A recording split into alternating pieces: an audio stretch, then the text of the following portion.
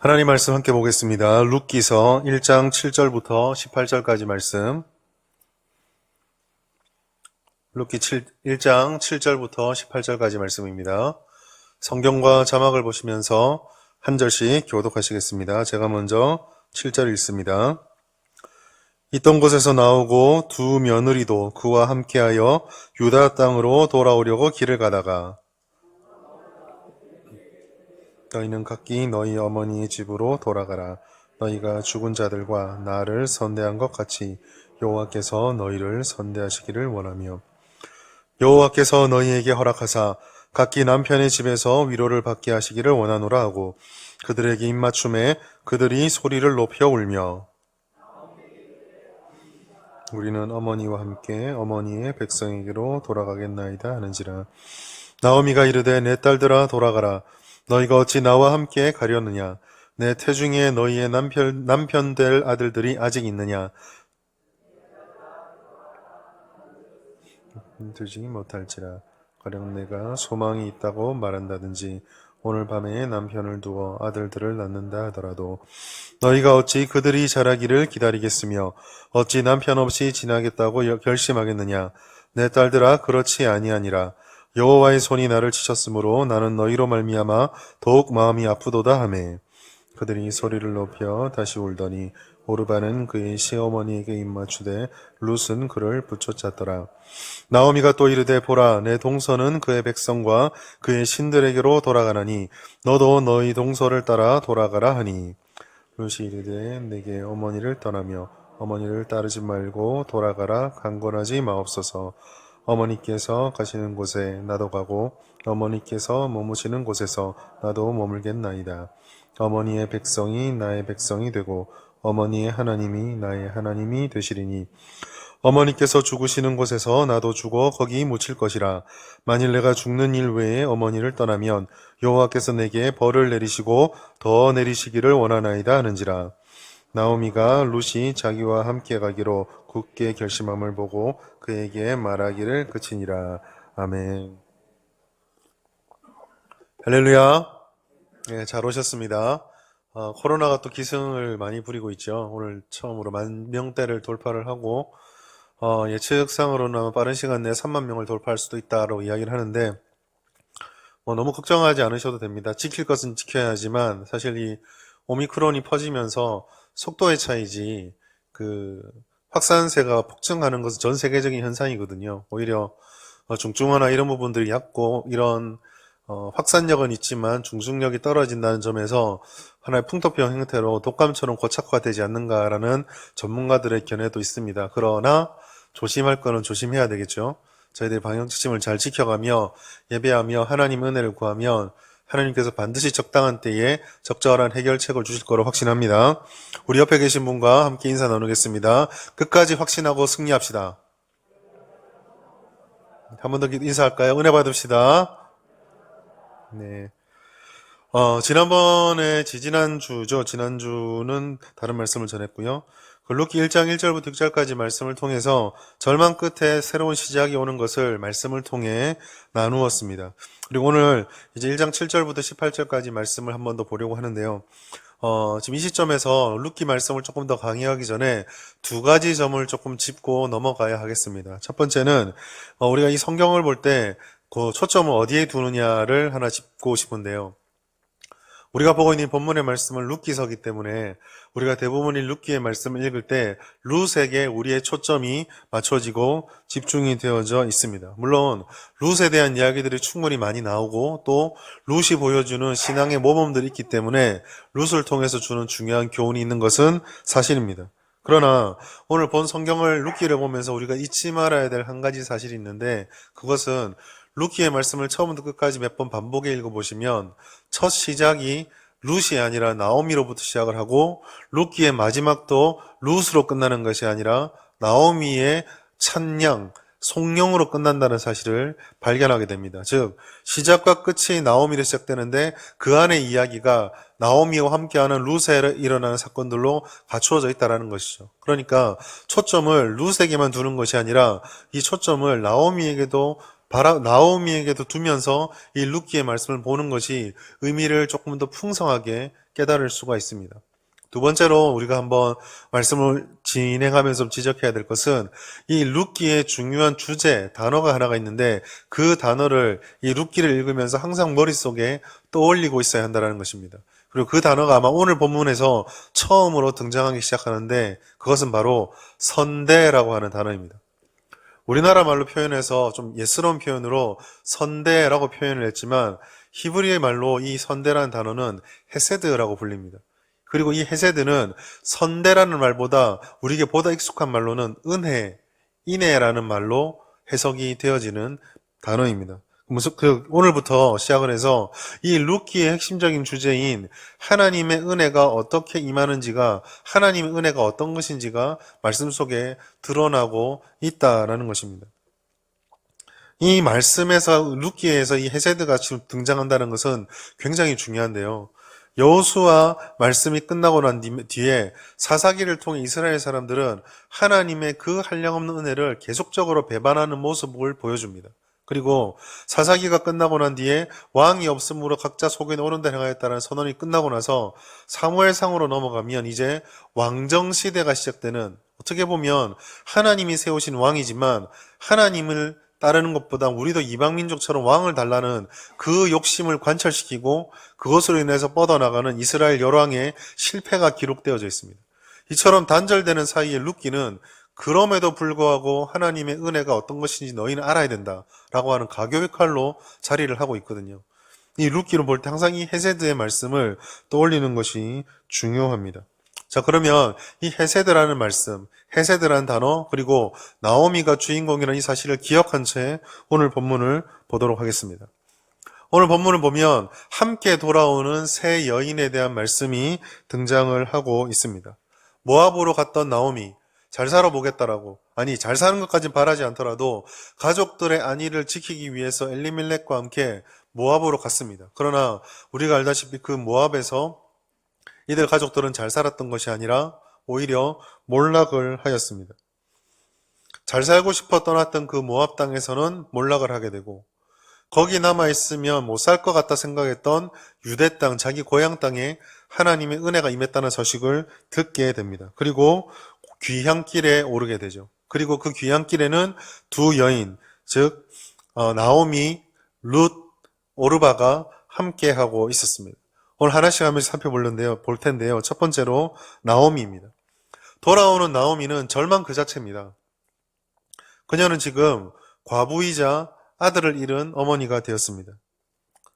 첫 번째로 그는 먼저 과부가 되었습니다. 몇 번 말씀을 드렸던 것 같은데요. 고대 사회에서 과부는요, 너무너무 힘들고 처량한 사람입니다. 남편을 잃어버림으로 인해서 경제적인 기반을 모두 상실해버렸습니다. 예전하고 다르게 요즘이야 여성들의 일하는 어떤 일들이 굉장히 활성화되어 있고 또 그렇게 살아갈 수 있다 하지만 과거에는 경제력을 모두 가지고 있고 사회활동을 할 수 있는 남편이 죽어버리면 그 과부는요 살아갈 길이 없습니다. 사회적 기반도 다 잃어버리게 됩니다. 심지어 지금 나오미는 유대 땅에서 신실하게 하나님을 따르면서 살았던 것이 아니라 하나님의 약속의 땅을 버리고 가족들이 다 옮겨갔습니다. 그러니까 그 땅에서 남편이 죽어도 해결받지 못하는 죄가 있는 것이 아닌가 의심을 받을 것인데, 남편이 이방 땅으로 가서 거기서 죽고 아들도 다 죽었다라는 것은 이 여인의 죄가 얼마나 극심한지를 보여주는, 한마디로 말해서 죄인 중에 죄인으로 낙인이 찍힐 수 있는 상황이었던 것이죠. 불쌍히 여김을 받고 긍휼히 여김을 받고 사람들을 통해서 위로를 받기는커녕 너의 죄의 대가를 치르는 것이니 회개하라라는 말을 듣기 딱 좋았던 것입니다. 두 번째로 이 여인은 남편을 잃음으로 그런 상황에 처함과 동시에 설상가상으로 두 아들도 다 잃어버렸습니다. 노년을 책임져 줄 수 있는 부양자까지도 상실해 버린 것이죠. 사람들이 남편만 잃어버린 과부가 되어도 그 아내를 향해서 엄청난 비난을 쏟아부을 텐데 도대체 얼마나 큰 죄를 지었으면 두 아들까지도 다 빼앗겼는가라고 생각하지 않겠습니까? 그리고 이 당시에 여인들이 살아갈 때 여인에게 주어지는 가장 중요한 정체성이라고 할 수 있는 아내와 어머니라고 하는 정체성을 다 상실해 버렸습니다. 설상가상으로 또 무엇이 남습니까? 자기만 그렇게 돼도 힘들고 어려울 텐데 지금 귀향하려고 고향으로 돌아가려고 자기 주변을 보니까 자기와 똑같은 처지가 되어 있는 두 며느리가 눈에 보입니다. 고향으로 돌아가는 발걸음이 결코 가볍지 않죠. 고향으로 걸어가는 발걸음이 소망과 희망이 있는 발걸음이 전혀 아닙니다. 심지어 그 고향으로 돌아가면 과부가 된 나만 해도 힘든데 이방 과부까지 둘 데리고 가고 있습니다. 나오미는 이것으로 인해서 심각한 영적 침체와 사회적인 몰락을 경험하고 있습니다. 두 며느리의 존재는 자기만 해도 힘든데 그 힘듦을 훨씬 더 배가시키는 존재로 자신에게 아픈 가시처럼 계속 옆에서 자리하고 있습니다. 나오미가 이 사실이 얼마나 힘들면은 이렇게 고백을 합니다. 룻기 1장 13절 하반절에 보면 이렇게 기록되어 있습니다. 여호와의 손이 나를 치셨으므로 나는 너희로 말미암아 더욱 마음이 아프도다. 여호와의 손이 자기를 쳤답니다. 이게 여호와가 있기 때문에 신앙 고백처럼 보이지만 이건 결코 신앙 고백이 아니죠. 그녀의 행동을 보면 하나님의 의미를 묵상하거나 그 의미를 해석할 수 있는 여력이 전혀 없습니다. 오히려 그는요, 어려운 일이 쌓이는 사람들이 더 이상 내려올 곳이 없어서 완전히 몰락해버리는 모습, 스스로를 더욱더 비참함에 빠지는 그런 모습들을 보여주고 있습니다. 잘 보십시오. 그래도 과부지만 자기보다 젊은 두 여인이 같이 따라간다는 것은 미약하게나마 힘이 될 수가 있습니다. 우리가 룻기를 이미 많이 읽어보셨겠지만 실제적으로 가나안 땅으로 돌아갔을 때, 자신의 고향 베들레헴으로 돌아갔을 때 나오미를 봉양하고 먹여 살렸던 것은 나오미가 아니라 정말 아무 힘도 없을 거라 생각했던 룻 때문입니다. 룻이 이삭이라도 주워왔기 때문에 그것으로 먹고 살 수 있었던 것이죠. 즉 미약하게라도 자기보다 젊고 힘이 있는 두 여인은 나오미에게 필요합니다. 그런데 어떻습니까? 지금 나오미는 모든 것이 몰락하고 모든 것이 자포자기한 상태이기 때문에 그 남아있는 신락 같은 힘조차도 쫓아내버리고 있는 것입니다. 스스로를 이게 내가 얼마나 더 힘든 상황에 빠질 것인지, 아니면 이게 내게 어떤 필요와 도움이 되든 아무 상관없다고 자기를 더 몰아붙이는 행동들을 하고 있는 것이죠. 우리는요, 이 가련한 여인이 돌아오는 모습 속에서 돌아오는 귀향길에 보여주는 이 상태에 대한, 정서적인 상태에 대한, 영적인 상태에 대한 이해와 공감이 있어야 되고요. 그걸 바라보면서 안타까워할 수 있어야 됩니다. 지금 나오미를 잘 보십시오. 은혜가 돌아왔다고 은혜를 찾아서 고향으로 돌아가지만 그는 지금 나는 하나님께 저주받은 자다라고, 나는 은혜를 상실한 여인이다라고 외치면서 돌아오고 있습니다. 우울증에 빠지거나 굉장히 영적으로 심리적으로 침체했던 사람들과 대화를 해보면 이런 모습들이 고스란히 나타납니다. 분명히 저것은 자기를 해하는 것이고 저런 행동은 자기 자신에게 유익한 일이 아닌데도 불구하고 아무렇지도 않게 그런 행동을 하는 것이죠. 그런데 어떤 면에서는 이와 같은 나오미의 모습은 곧 우리의 모습이기도 합니다. 신앙이 바르면 그런 어려움에 빠지지 않는다. 믿음이 좋으면 신앙생활을 잘하면 우울증에 빠지지 않는다. 여러분 함부로 그렇게 말씀해서는 안 됩니다. 신대문에 있으면서 신학을 준비하고 수련하는 그 전도사님들 중에서도 우울증을 좀 많이 받습니다. 현역에서 목회를 한참 하고 심지어 이름만 되면 여러분이 다 아실 만한 분들이 어느 날 갑자기 목회에서 물러날 때 그 병명이 우울증인 경우를 정말 많이 봤습니다. 믿음이 없다고, 신앙이 없다라고 우리가 이렇게 몰락한다? 그렇게 생각해서는 안 됩니다. 오히려 우리는 믿음이 아무리 강하더라도 연약한 인간이기 때문에 어느 순간에 어떠한 자그마한 행동이 그 트리거가 되어서 몰락할 수 있다는 사실을 우리는 알아야 합니다. 영적으로 가장 강력했던 선지자 중에 하나 엘리야를 기억해 보십시오. 갈멜산에서 850대 1의 싸움을 승리했습니다. 기도를 통해서 메말랐던 하늘에 비가 오도록 만들었습니다. 그리고 그 비를 피해 내려가는 아합의 일행들보다 훨씬 더 빨리 산을 내려오는 놀라운 능력도 보여주었습니다. 거칠 것이 없는 선지자 같았습니다. 그런데요, 이 엘리야가 그 다음날 이세벨의 한마디를 듣고 완전히 몰락해버립니다. 열왕기상 19장 4절 말씀 같이 읽어볼까요? 시작.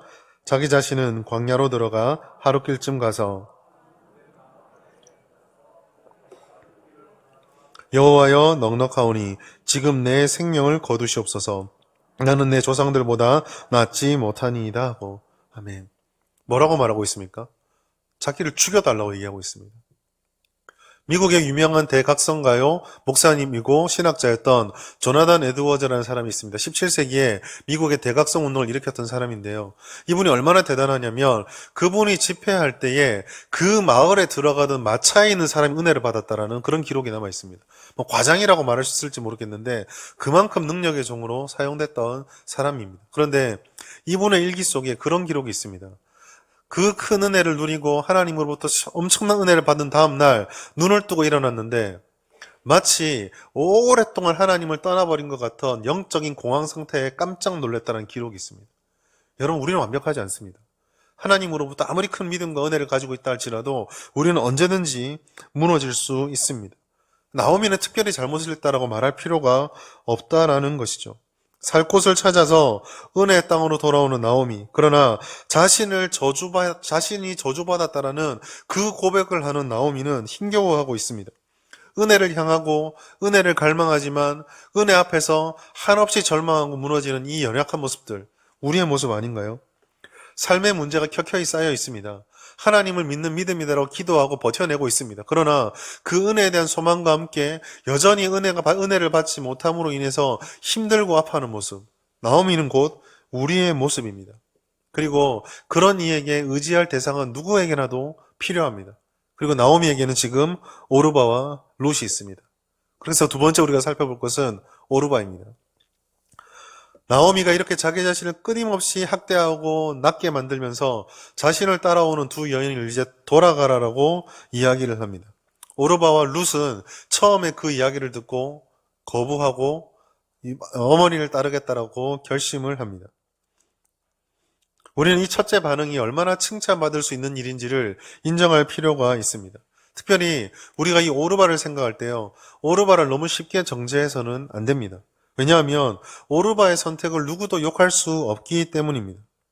일단 두 가지 부분에서 그럴 수 있는데요. 첫 번째로 오르바가 나오미를 따라서 나왔다라는 것이고, 두 번째로는 그때까지 나오미를 잘 섬겼다라는 이 점 때문입니다. 처음 나오미가 유다 땅을 향해 나올 때 오르바가 같이 따라 나왔습니다. 그런데 잘 생각해 보십시오. 나오미의 상황이 지금 오르바가 따라 나서면 좋은 일이 일어날 수 있는 상황입니까? 나이 많이 든 시어머니입니다. 과부입니다. 그 땅으로 돌아가면 이미 10년 전에 그 땅을 떠나올 때 가지고 있던 재산이 남아있을지 없을지 알 수도 없습니다. 심지어 유대인들의 생각과 상식과 사고방식을 보건대 그 땅으로 돌아가면 지금 어머니는 차별을 당할 수도 있고 사람들의 수근수근거림의 대상이 될 수도 있습니다. 그리고 자기도 과부입니다. 거기다가 자기는 이스라엘 사람들이 아니라 이스라엘 사람이 그토록 혐오하는 이방인입니다. 나오미에겐 소망이 없고 자신의 고향은 모압이고, 그리고 모압에 있으면 재기할 수 있는 가능성, 가족도 있고 다른 사람들도 있으니 재기할 수 있는 가능성도 있습니다. 이런 모든 상황들을 종합해보면요, 열이면 열, 모압으로 돌아가라고 말할 때 돌아가는 것이 상식적으로 맞는 일입니다. 그렇게 생각하면 오르바의 첫 번째 대답, 내가 죽어도 어머니를 따르겠습니다라는 말은 엄청난 의리입니다. 엄청난 결단인 것이죠. 그리고 나오미도 이와 같은 오르바의 행동을 인정하고 있습니다. 룻기 1장 8절, 나오미가 두 며느리에게 이르되 너희는 각기 너희 어머니 집으로 돌아가라. 너희가 죽은 자들과 나를 선대한 것 같이 여호와께서 너희를 선대하시기를 원한다. 지금까지 잘했다라는 겁니다. 지금까지 여기까지 나를 따라오는 내 며느리야, 너 정말 감사하다. 네가 얼마나 진심인지 내가 잘 안다. 누구나 다 안다라는 것이죠. 오르바는 정죄받을 필요가 없습니다.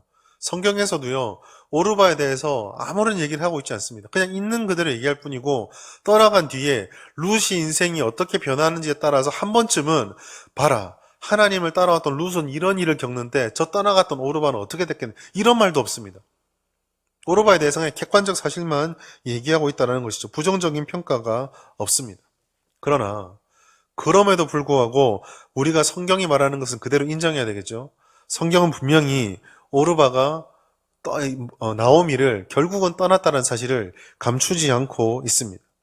이 점에서 끝까지 따랐던 룻과 오르바는 다릅니다. 다 이 모든 것들을 종합해보면요, 오르바는 어쩌면 우리 주변에서 흔하게 발견할 수 있는 세상의 특징을 가지고 있습니다. 오르바는 신실했습니다. 그리고 여러분, 우리가 뭉퉁거려서 얘기를 해서 세상을 따르지 말라는 의미에서 세상이 악하다고 말하지만 여러분 경험적으로 살아갈 때 정말 그렇게 악한 세상 사람 많이 만나셨나요? 아니 반대로 얘기를 해서 그런 사람 만나보신 적 없나요? 저 사람은 예수 안 믿는 것만 빼고 너무 괜찮은 사람이다. 이런 분 만난 적 없나요? 밖에서 예수를 안 믿지만 만나면 위로가 되고 힘이 되고 나를 너무 생각해줘가지고 내가 아프면 약도 사다 주고 음식도 사주고 그런 사람 만나보신 적 없나요? 여러분 세상이 무조건 악한 것은 아닙니다. 세상 사람들이 무조건 우리들과 원수가 되는 건 아닙니다. 궁극적으로는 세상의 지배를 받기 때문에 우리랑 다르지만 세상에도 선한 사람들이 얼마든지 있습니다. 그러나 성경은요, 그렇게 신실한 오르바, 세상이지만 결국은 두 번째 설득 앞에서 끝까지 함께 못하고 떠나갔다는 사실을 분명히 말하고 있습니다. 오르바는 결론적으로 끝까지 우리와 함께하지 못하였습니다. 그는 의지를 버리고 이성과 상식에 합당한 선택을 따라 나오미를 떠났습니다. 이러한 모습이 세상과 같다라는 것이죠. 눈에 보이는 세상의 것들이 무조건 악합니까? 세상을 통해서 우리 위로를 받기도 합니다. 사람들을 통해서 위로를 받고요. 세상의 자연들을 바라보고 여행을 다니면서 기도하면서 받는 은혜만큼 할지는 은혜만큼은 아닐지라도 또 자연과 여행을 통해서 리플레시 받고 새롭게 힘을 얻기도 합니다. 마음이 맞는 사람과 대화를 하면서 얼마나 큰 힘을 얻습니까? 또 남들보다 높은 지위, 더 많은 소유가 우리에게 주는 만족이 분명히 있습니다. 그렇지만 성경이 말하는 것은요, 결국은 오르바라는 것입니다. 언제까지는 어디까지는 같이 와줄 줄 모르겠지만 결정적인 어느 시점이 되면 결국 우리를 떠나간다라는 것이죠. 이것을 우리가 기억해야 됩니다. 우리가 절망에 빠져 있을 때, 누군가 의지할 대상이 필요할 때 우리 주변에 오르바가 있습니다. 딱히 나빠 보이지도 않습니다. 그것이 딱히 우리에게 치명적인 해를 가하는 것 같지도 않습니다. 그러나 그러한 존재에 우리의 마음을 빼앗겨서 하나님의 자리를 대신할 만큼 마음을 빼앗겨버리면 결국 영원한 의지의 대상이 될 수 없기에 우리를 떠나게 되고, 그 떠나감은 우리의 모든 것을 걸어서 마음을 주었기 때문에 다시금 상실감으로 우리를 힘들게 할 수 있습니다.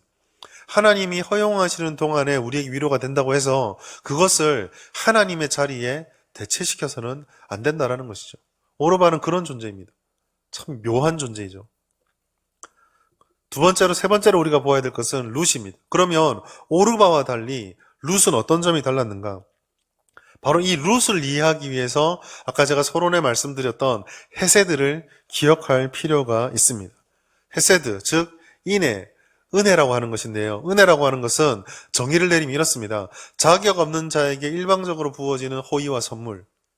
누군가가 그것을 받을 자격이 있어서 주는 것은 선물이라고 하지 않습니다. 대가라고 그러죠.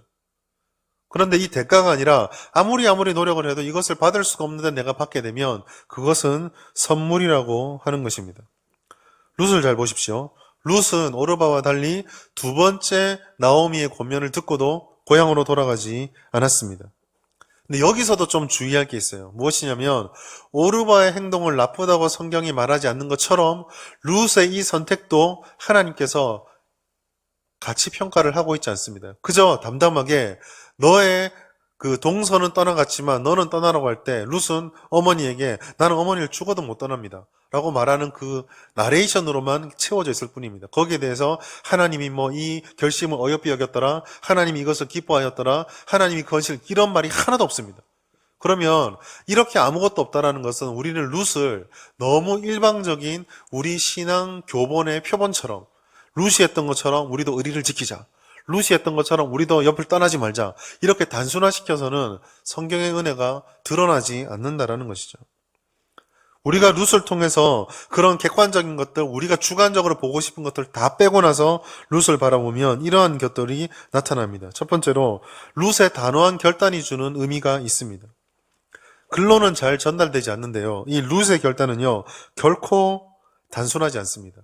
지금 룻은요 나오미와 함께하기 위해서 자신의 지금과 자신의 미래를, 어쩌면 더 나아가서 자신의 영원한 생명까지도 다 나오미에게 걸고 있습니다. 이것을 표현해 주는 것은 땅의 이동을 통해 발견할 수 있습니다. 출애굽으로부터 쭉 이스라엘 역사를 살펴보시면 여러 가지 살펴볼 수 있는 요소들이 있는데 그 중에 하나는 땅의 이동입니다. 애굽 땅에서 시내산 앞으로, 홍해 땅 앞으로, 홍해에서 시내산 앞으로, 시내에서 광야 땅으로, 광야 땅에서 가나안 땅으로, 그리고 이것이 쭉 이어지다가 룻기로 들어오면 베들레헴 땅에서 모압 땅으로, 그리고 오늘 본문은 모압 땅에서 다시 베들레헴 땅으로 땅이 계속 이동하고 있습니다. 공간의 이동이 있습니다. 그럼 이동하는 거지 그게 무슨 의미입니까? 라고 생각할 수 있는데요. 고대의 신관을 이해하시면 이게 룻의 고백이 얼마나 큰지가 싹 드러납니다. 고대 근동지방의 신관은요, 지역신의 개념입니다. 즉, 공간과 땅에 매여있는 신이라는 것이죠. 이스라엘 사람들이 왜 가나안에 가서 바알 우상 숭배를 했느냐? 가나안 지역의 땅은 바알 신의 땅이기 때문에 그렇습니다. 그리고 그 당시 사람들에게 있어서 여호와라는 신은 광야 땅, 유랑하는 자들 지역의 신, 이렇게 인식이 박혀 있었습니다. 그러니까 가나안 땅에 들어가면 광야 유랑 민족을 이끌어줬던 여호와보단 그 땅의 신인 바알을 섬겨야 정착민의 복을 받는다고 생각을 한 거예요. 그래서 우상 숭배를 하게 되었던 것입니다. 그럼 오늘 여기서 모압 땅과 베들레헴 땅을 오간다라는 것은 신의 관점에서 보았을 때는 여호와와 모압 땅의 신 사이에서 사람이 어떻게 반응하고 있는지를 볼 수 있는 것이죠. 자, 이렇게 생각을 하고 룻의 고백을 보면요, 내가 어머니를 따라 베들레헴에 가겠습니다라는 것은 결국 내가 모압 땅을 벗어나 모압 신의 경계를 벗어나 여호와의 땅으로 들어가 여호와의 경계로 들어가겠습니다라는 고백입니다. 그래서 이 룻의 고백이 거창하게 꾸미는 고백이 아니라 어머님의 하나님이 나의 하나님이 된다는 고백이 그래서 나오는 겁니다. 그런데 여기서 한 가지를 더 생각해 볼 수 있어요. 내가 하나님의 백성이 된다는 것은요, 고대 사람들에게 있어서 신을 바꾼다는 것은 어마어마한 큰 결단입니다. 신은 생사 여탈권을 쥐고 있고 그들 생활의 모든 것의 근본이 되고 과정이 되고 전부가 되는 것이거든요. 그러면 이 오랫동안 매여있던 신을 바꾼다는 것은 그 신에 의해서 내가 어떤 벌을 받을지 모른다라는 그런 두려움과 맞닥뜨리는 것입니다. 요즘은 좀 덜하지만 여러분 예전에 그런 목사님들 간증 많이 들으셨잖아요. 그 예수 믿지 않은 집에 가서 오랫동안 전도를 하는데 도무지 예수를 믿지 않는 겁니다. 그래서 왜 안 믿느냐 갔더니만 그분이 하는 말이 그거예요. 내가 정말 교회를 가고 싶은데 우리 집 문에 붙어있는 저 부적 4개 저거를 내가 못 떼서 저것 때문에 벌 받을 것 같아서 못 가겠다고 하신 분. 그래서 그 목사님 그런 얘기 많이 들으셨죠. 내가 가서 떼줄게. 막 뜯었는데 아무 일도 안 일어나더라. 종이 내장요. 그 목사님이 딱 집어 뜯으면은 힘도 안 줘도 죽 뜯어집니다. 그런데 거기에 얽매여 있으면 쉽게 벗어나지를 못하는 거죠. 21세기, 20세기를 살아가는 우리도 그랬는데 3, 4천 년 전에 그 사람들에게 이 신을 바꾼다는 게 얼마나 두려운 일이었겠습니까? 그래서 그렇기 때문에 어떤 측면에서는 룻의 고백이 어머니를 향한 충성처럼 보이지만 정말 목숨을 거는 겁니다. 내가 어머니를 따르다가 죽어도 상관없다라고. 그리고 어머니의 백성을 나의 백성으로 삼겠다라고. 당연하죠. 지금 모압 신을 버렸는데요. 이 모든 것들을 정황을 종합해보면 룻의 결단은요, 단지 의리 때문에 내가 어머니가 너무 좋아 쫓아가면 이 문제가 아닙니다. 생명을 걸고 하는 것이죠. 룻이 이렇게까지 할 이유가 있습니까? 없습니다. 오히려 다시 말씀드리지만 상식적으로 맞는 것은요, 오르바입니다. 그런데 룻이 왜 이런 선택을 하였을까? 그게 바로 헤세드입니다. 은혜 때문입니다. 여러분, 하나님께서는 자기 옆에 말도 안 돼. 왜 얘가 이런 선택을 하지? 라고 의심스러워하고 이해할 수 없는 선택을 하는 이 룻을 통해서 하나님은 지금 나오미에게 이야기를 하고 있는 겁니다. 어떤 얘기를 하는 걸까요? 나는 저주받은 딸이다. 나는 저주받은 여인이다. 라고 자책하고 한탄하고 나는 모든 것을 다 잃어버린 텅 빈 여인이다. 라고 말하는 그를 향해서 하나님이 이렇게 얘기해 주는 것입니다. 아니다. 나의 헤세드, 룻이 내 옆에 있지 않느냐. 내가 너에게 은혜를 어떻게 베푸는지 룻을 보아라 라고 말해주고 있는 것입니다. 하나님의 백성인 나오미는 하나님의 은혜가 나를 떠났다라고 말하고 있는데 지금 이방 여인인 룻이 내가 하나님의 은혜다라고 외치는 성경의 구조가 나타나고 있는 것이죠. 우리는 여기서 우리를 일방적으로 구원해 주셨던 예수 그리스도의 모형을 봅니다. 우리는 언제나 하나님을 배척하고 우리는 언제나 은혜를 받지 못한다라고 생각을 하였습니다. 그러나 하나님께서는 언제나 한결같이 우리에게 은혜를 베풀어 주셨습니다. 이렇게 우리가 원하지 않았음에도 불구하고 우리는 끊임없이 배척하고 내려놓았음에도 불구하고 우리를 사랑해 주신 그 은혜이기 때문에 그 은혜 앞에서 우리가 할 수 있는 것은 그저 바라보는 것밖에 없습니다. 하나님께서는 우리를 고아와 같이 버려두지 않겠다라고 분명히 말씀하셨습니다. 요한복음 14장 18절 말씀 같이 읽겠습니다. 시작. 내가 너희를 고아와 같이 버려두지 아니하고 너희에게 오리라. 아멘. 우리에게 오시겠다 하신 하나님께서는 뿐만 아니라 이런 약속도 주셨어요. 이사야서 41장 10절 같이 읽습니다. 시작. 두려워하지 말라. 내가 너와 함께함이라. 놀라지 말라. 나는 내 하나님이 됨이라.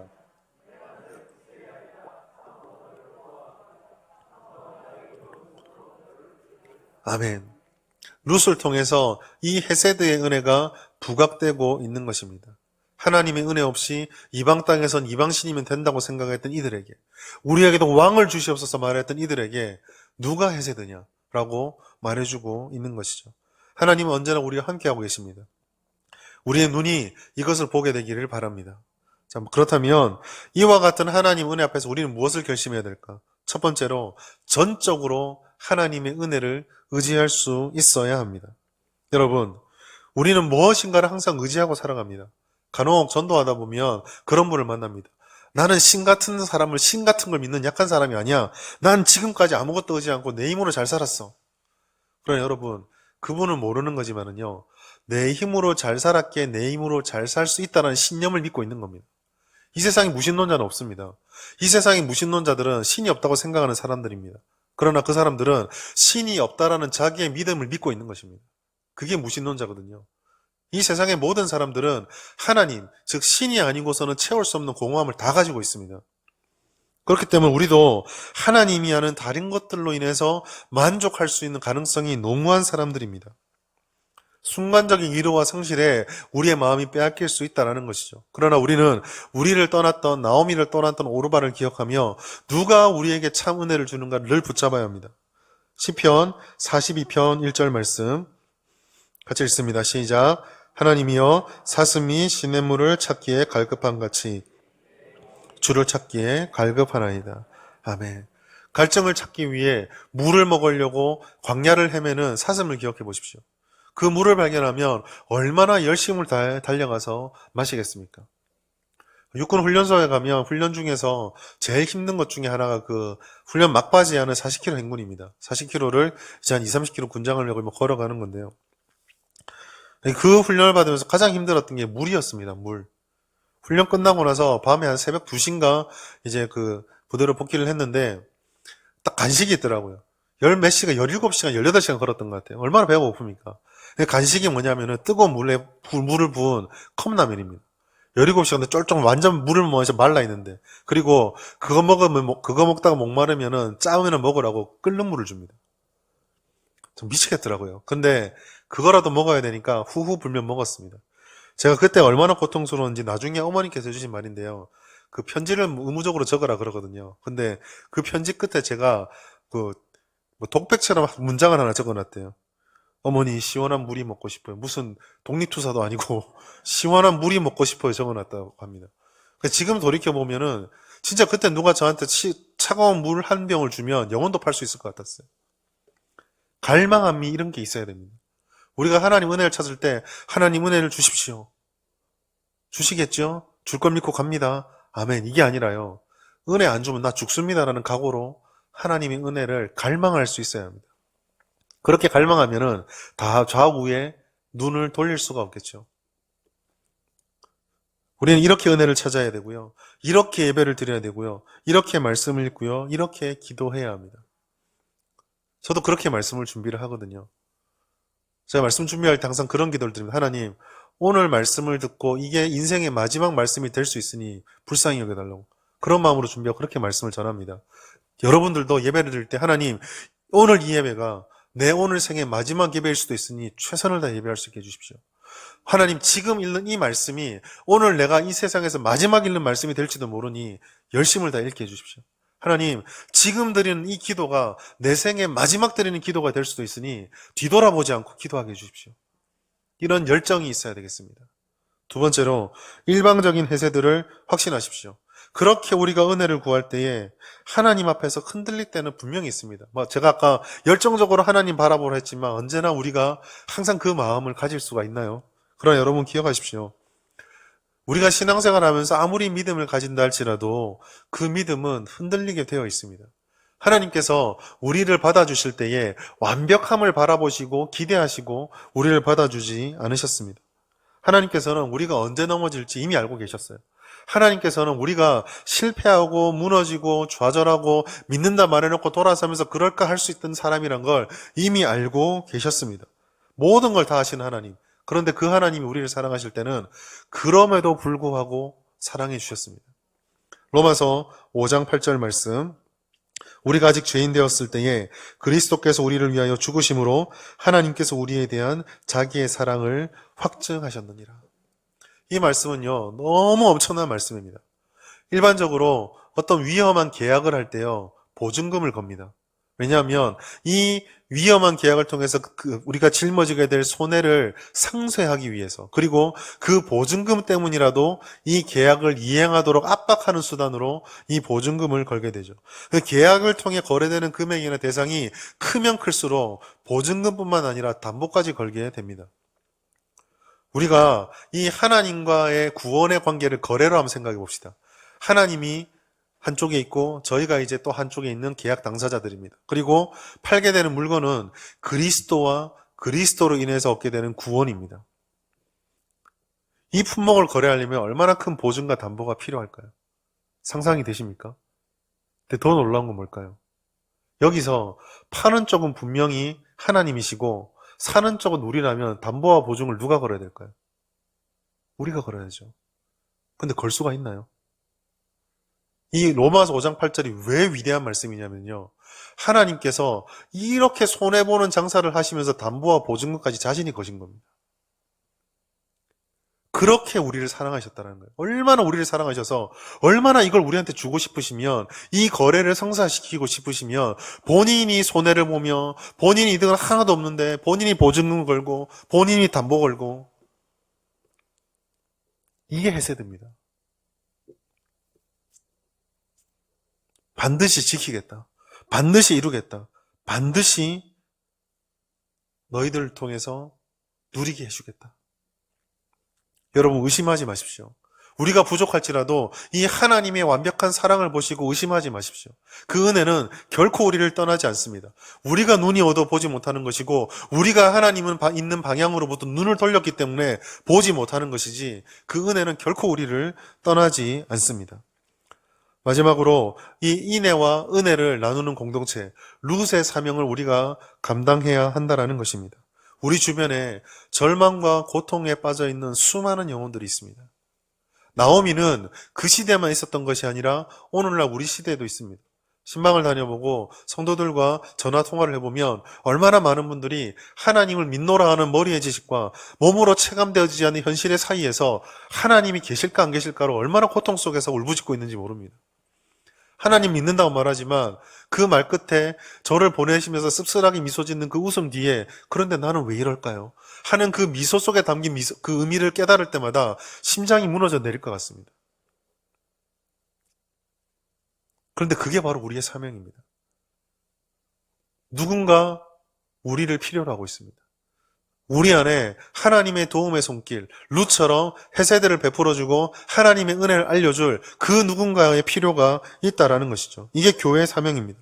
교회는 절망 속에 죽어가는 영혼들, 예수를 믿지 않은 자들을 살려내고 예수를 믿었지만 그 은혜를 망각한 채 무너져가는 심령들을 고쳐내고 그리고 어디로 가야 될지 몰라 향방을 잃고 방황하는 영혼들을 주님의 말씀과 복음으로 가르쳐야 될 사명이 있는 것입니다.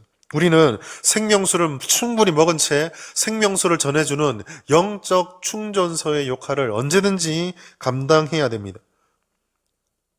룻의 사명이 우리에게 있어야 된다는 거죠. 나를 좀 제발 떠나라. 나를 좀 제발 그대로 내버려둬라. 나는 저주받는 아이다. 나는 교회에 어울리는 사람이 아니다. 나는 신앙을 걸어갈 수 없는 사람이다. 라고 말할 때에 룻처럼 죽어도 떠나지 않겠다.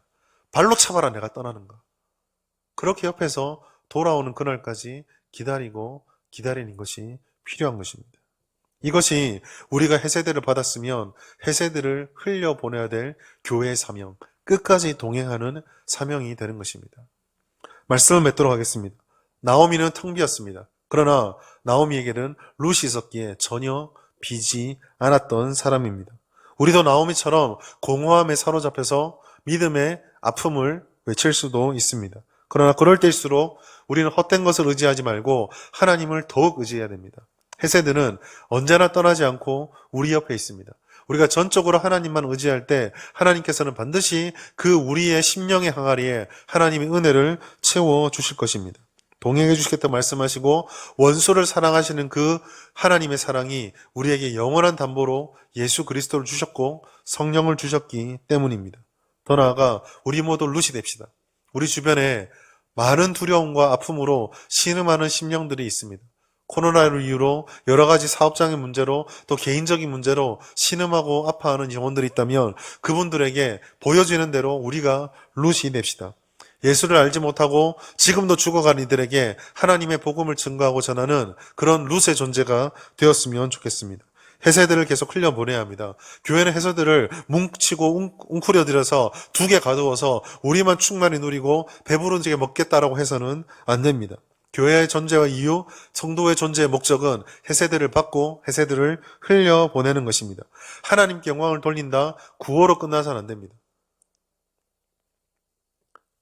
은혜가 통로가 돼서 하나님 영광을 정말 이 세상에 흘려보내므로 마침내 하나님께서 원하시는 그 놀라운 역사를 성취하고 하나님의 해세드가 이런 것이구나를 알려줄 수 있는 이 진주 땅에 하나님의 은혜는 이런 것이다라는 것을 만천하에 보여줄 수 있는 그런 성북교회 우리 성도님 될 수 있기를 예수님의 이름으로 축복합니다. 하나님 아버지 감사합니다. 오늘도 연약한 저희들에게 은혜의 말씀을 들려주시니 감사합니다. 은혜가 임한 소식을 듣고 또 은혜를 받고 은혜를 향하여 베들레헴으로 돌아가며 그러나 여전히 저주와 절망 속에 사로잡혀 있는 나오미의 모습을 보았습니다. 하나님, 이 나오미가 바로 우리임을 아버지께 고백합니다. 우리는 연약합니다. 누군가를 의지해야 됩니다. 그러나 하나님, 우리가 오르바를 의지하는 실수를 범하지 않게 하여 주시고 우리 옆에 항상 있었던 헤세드의 은혜, 그 은혜를 붙잡는 지혜를 허락하여 주시옵소서. 간절히 하나님 은혜를 붙잡게 하시고 오직 하나님께서 그 은혜를 실패하지 않은 채 우리에게 부어주신다는 그 확신을 가지며 우리 안에 있는 은혜를 이웃을 향해 흘려보내므로 하나님 나라의 확장에 쓰임받고 또 그렇게 생명을 살려내는 교회가 될 수 있도록 역사하여 주시옵소서. 감사드리며 예수님의 이름으로 기도드립니다. 아멘.